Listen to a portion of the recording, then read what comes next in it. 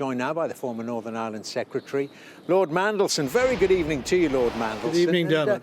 Your reaction overall, I mean, he may be a political opponent, but do you think Rishi Sunak's done pretty well here, both in the content of this framework, in effect rewriting the protocol, and in its presentation so far?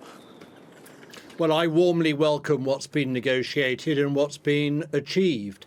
It has always been my view that the original Northern Ireland Protocol would not survive contact with reality on the ground in Northern Ireland. And I've said that consistently.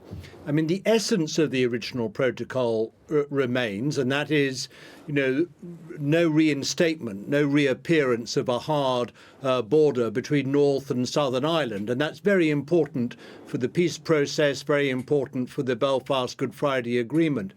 But in every other practical sense, the European Union has now agreed some very major changes. I think its original approach was far too rigid, far too literal in the arrangements that it was applying.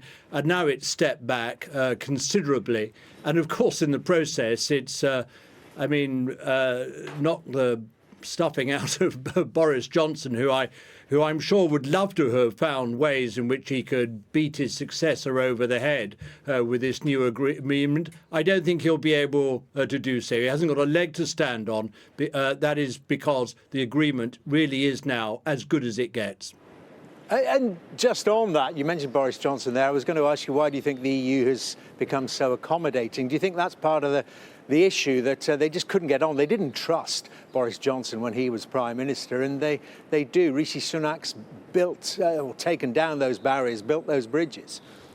Well, I mean, Boris Johnson did not negotiate or agree anything in good faith. He didn't tell the truth about the agreement that he had made. I don't think he ever had any intention of standing behind it. I mean, having in effect thrown the Unionists under a bus, as they originally saw it, he just sort of tried to pretend that, you can just sort of walk away, you can ignore it, it doesn't matter about this agreement.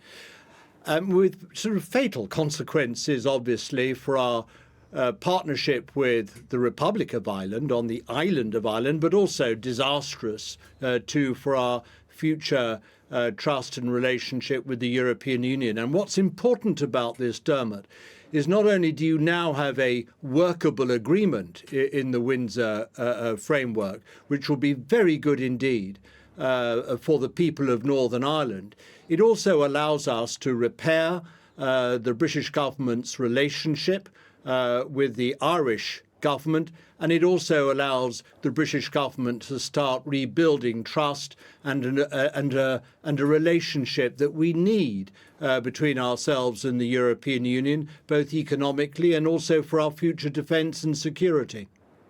But are we in danger of getting a bit of ahead of ourselves here? Because there are still potential sticking points here, particularly from the DUP's point of view, and that is the involvement, perhaps at the margins, but ultimately as the ultimate arbiter of the European Court of Justice.